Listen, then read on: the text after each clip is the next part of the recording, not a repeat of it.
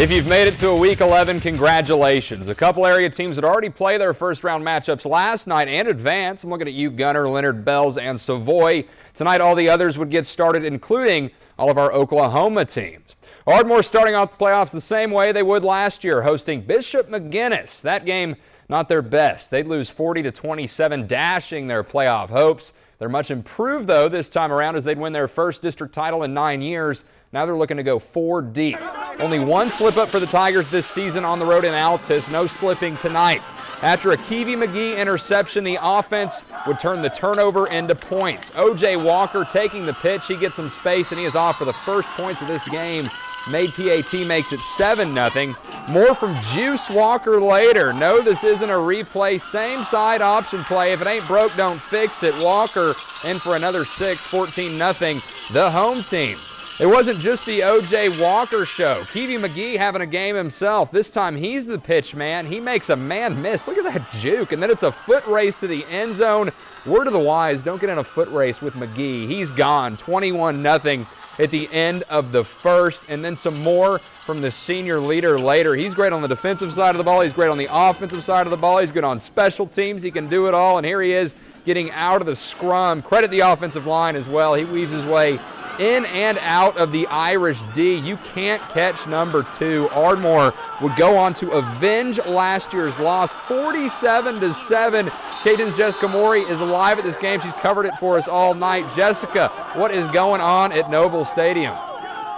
Thanks, Chase. Well, huge win for the Ardmore Tigers here at Noble Stadium tonight, 47-7 over Bishop McGuinness. I'm joined by junior quarterback Clay Atwood. Clay, you guys started out on fire from the first offensive drive of this game. What do you attribute to y'all's success on the offensive side of the ball? Well, Monday through Thursday, we had the 4 best practices of our season. So, I mean, we're starting to understand that practice makes perfect, and the better we practice, the better we'll play, so we should keep rolling. And then on the defensive side of the ball, it was basically a shutout. They just had that, Bishop McGuinness had that touchdown in the final 20 seconds of the game to make it 47-7. Just talk to me about how great the defense looked tonight. We've known all season that defense can play lights out, but, I mean, we had the best defensive scheme all season today, and they really showed. #no-fly zone. And you guys have Shawnee here next week. They just put up 67 points on Coweta? Yes. That's what I'm going with? Okay. Coweta, they're coming here to Noble Stadium. What is it going to take for you guys to advance? Well, we know going in that they're a real good football team. They've got a real good quarterback, offensive line. They got some athletes. But if we play like we did tonight, it doesn't matter who we play. We should take care of business. Well, congratulations, Clay, and congratulations to the Tigers. Ardmore Tigers, how does it feel to advance to the next round? The Ardmore Tigers win here tonight at Noble Stadium, 47-7. They'll play Shawnee right here next Friday night at 7:30. Reporting live in Ardmore, Jessica Maury, KTEN Sports. All right, thank you, Jessica. We'll be there next week. The Ada Cougars had it all locked up until last week when they'd run into the Hera trap. That would drop them to 2nd in district. They still do get that home playoff game, though. Tonight hosting Weatherford. The Cougars looking to take it around farther than they would last year. Ada struggling, though, early in this one. No score in the first. Jackson McCaw, he takes the snap, can't find anyone, tucks, and he runs. He takes it all the way to the far sideline, breaking tackle after tackle and getting into the end zone for a Weatherford touchdown. And the Eagles go up early 7-0. Ada trying to get some offense going here. Corey Kilby, he's looking for somebody, but he can't find anyone, so he decides to reverse fields, and he finds some space, all 6-7 of him before getting brought down. Ada, though, they fall tonight. That's a surprise, 20-7. The Lone Grove Longhorns locked up their first district title in program history. Next up for them, playoff win. They host Jones. No score in the first. Low snap to Garrett Lemons. He gets the handle, rolls to his left, but he's picked off by David Nelson. Nelson takes this one up the sideline and into the end zone. Oh no, Lone Grove in trouble early as the visitors take a 7-0 lead after the point after. Lone Grove able to answer, though. Jeremy Lewis gets the handoff. He doesn't even have to break a tackle because he goes all the way without having to even get through one. Well, let's give the big men up front a lot of credit. The Hogs have been getting it done all year long for the Horns, helping Lewis have the season that he's having. They're on the board. We're even Stevens.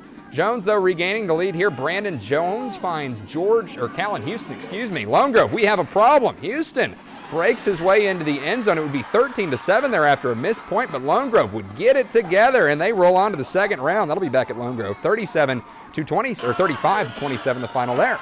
All right, title defense beginning for Davis tonight. 5 rounds in the 2A playoffs. Round 1, opponent Walters. Kobe Jones going deep here, airing it out to Sheldon Downs. Good catch from Downs for the Blue Devils, but the drive stalls out, and here comes Davis. The Wolfpack looking to add to their 35-point lead before half. Blake Summers to Hunter Kerlick. He finds a seam on the right sideline. He's coming right at you for a big gain as they threaten again before the end of the period. Last big play before the half, Summers dropping back, and he hits Braden Tracy over the middle, but that's where the half ends. The Wolves, though, going on to roll. 42-12, the final from Wolf Field. Kingston hosting a playoff game for the second straight year after a 25-year drought. They're opening against Dibble. Noah Hodges under center tonight. Quick screen pass to Peyton Hayes. Hayes dodging a couple tackles, getting inside and outside. Great gain from Hayes, but the Demons taking over here. It's quarterback Braden James under center for the visitors, and he finds his man Cody Johnson. Amazing diving catch from Johnson in Kingston. They find themselves down 6-0 suddenly, but they are resilient. Ensuing kickoff. We call it Kingston Magic. They've been showing us this all season long. It's Cody Flesher. He receives the kick, taking off to the near sideline.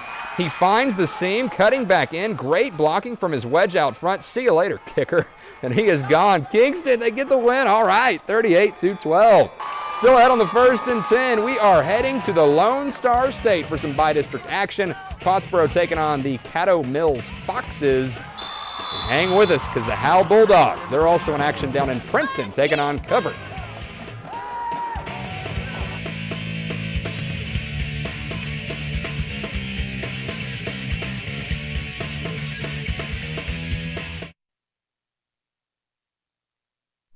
The Fort Pete Pottsboro Cardinals. The program has 4 straight district titles, and they're used to deep playoff runs. This year's team seems groomed, though, to go even farther.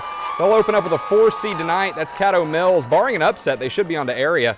Pottsboro on the board first. Junior quarterback Zane Pritchett on the keeper. He's in for 6. He hands the ball to the ref like he's been there before, and trust me, he has. 7-0. Turnovers a key in this game, and I love it when the big fellas get involved. Dan Wilner with the grab for the Foxes. Ball is loose. Logan Harden comes up with it, and he moves his way for some yards. I wish he would have got in, though. Then it's wild card time. Thaddeus Flynn putting the exclamation point on the drive. He comes in. It's good to see you back in the highlights, Flynn. He heads to his left and in. 14-0 Cardinals, and they wouldn't look back. Pritchett, he has an arm if you didn't already know. He's going up top to Nate Watson. Ball.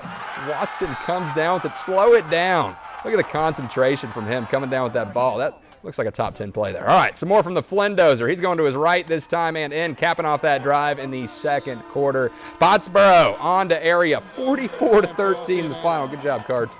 The Hal Bulldogs are having a memorable 2014. After a third-place district finish, they're hoping to play past Thanksgiving. First up, by-district play against Cupper. They'd square off in Princeton this evening, and it would be the Maroon Bulldogs getting it done offensively early. Tristan Jones on the give with some great blocking out front. He is down the sideline and in for an early score. Howe couldn't answer, and Cupper would start again driving. Here's a pitch play to Ira Franklin. Franklin with room, but Levi Brzezinski lays the hit, forces the fumble. Tyler Grisham recovers for Howe. Remember that name. Here's Grisham here taking the handoff following his big offensive line, breaking 2 tackles. Look at him get into the end zone. Howe on the board, and Howe goes on to win. All right, this is a good night, 30-20. All right, let's throw it back to last night. Gunner looking for a deep run. They would take on Edgewood in Princeton. The Tigers would score first. Austin Gressett with the give to Kevin Teams. Teams gets outside of his blockers, cuts back in, and dives across the plane for 6. It would be 6-0 after the missed extra point. Same score later in the half, going to the air. Gressett, before he gets sacked, he looks like Romo here. Hadley Johnson looks like Des Bryant with the grab. 13-0 at half, and they would blow this thing wide open in the second. What are Gunner highlights without Garrett Hunter? The senior tailback is off to the races for another GT6. Here we go. Let's get one more highlight in here. Why not? It's Teams. Another sweet play from him. He is speedy and elusive. He gets across midfield, breaking a tackle. There would be a flag. It would not be called back. Gunner gets the points here. Teams gets the touchdown. They roll 55-8. Derek Ponder and the Bells Panthers taking on Clarksville in their 2A by-district showdown last night, down 15-0. A little spin from Ponder. He finds Noah Straw wide open.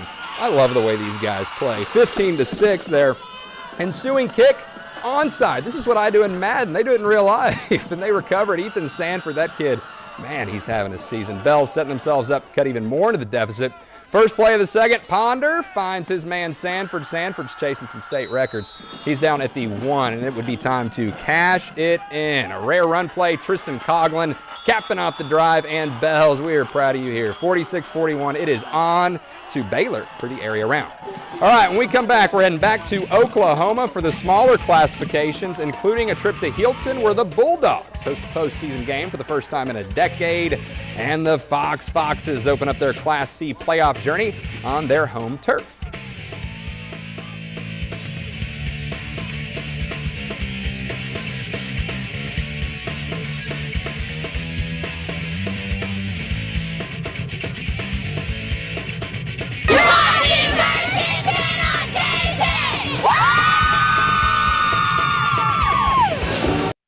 Wynnewood, we've noticed this season you're having in Oklahoma's Class A. If you haven't heard, the Savages are 10-0 and sit on top of the rankings. They're thinking a deep run.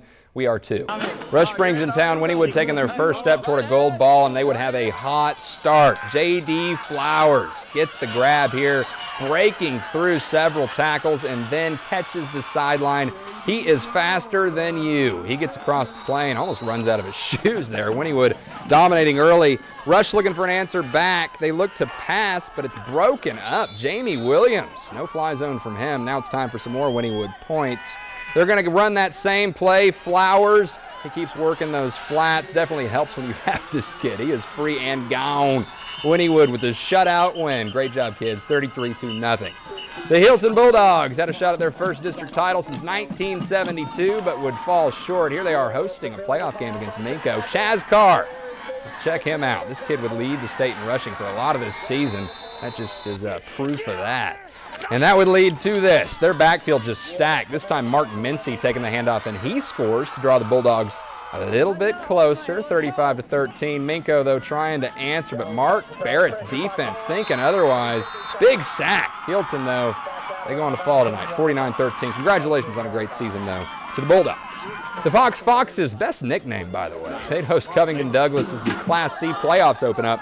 First possession for the Foxes, deep in their own territory, low snap, fumble, Matt Kroll recovers. Wildcats would score to make it 8-0 early, but on the ensuing kickoff, Frank Davidson will collect this one, and then he will turn on the Jets to his right. They can't stop this kid. He is gone. Tackle broken, speed boost. There he goes, into the end zone. That would cut it in, even though they wouldn't get the two-point conversion to go 8-6. 3 and out for the Wildcats on their next possession. Here come the Foxes. It is the junior Seth Argo. He keeps it himself around the outside, and he finds pay dirt. Fox taking care of the Wildcats, winning 72-24. We aren't done yet. When we come back, we'll take a last look from Noble Stadium, where we revisit Ardmore's Step 1 for their journey to state and wrap up this wild night of high school football.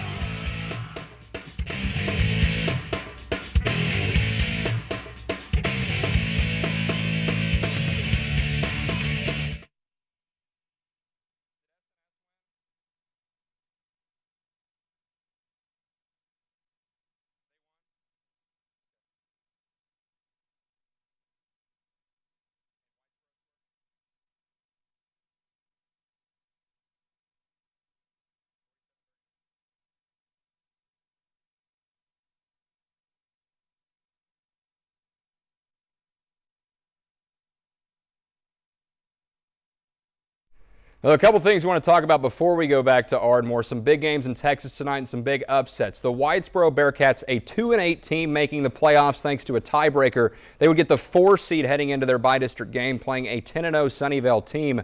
They would win tonight. Can you believe it? Whitesboro heading to the area round. The team looked good all season. I mean, they started off their district campaign beating Van Alstyne. They'd also win against Callisburg, and they made the playoffs, and they proved that they did belong, beating an undefeated team. Also, S&S pulling off a big win tonight, too, so they are onto the area round for the second straight year. That's great for that program that's taken so many strides in these last few years. But up north of the Red River, the big winners tonight, of course, those Ardmore Tigers. We're thinking a deep run for them. They beat Bishop McGuinness handily tonight as they advance to the second round. Just 4 rounds in the Class 5A playoffs, meaning they only have 3 more steps to take before hoisting a gold ball. KTEN's Jessica Morey's been out there all night. She's going to wrap things up from us at Noble Stadium. Jessica.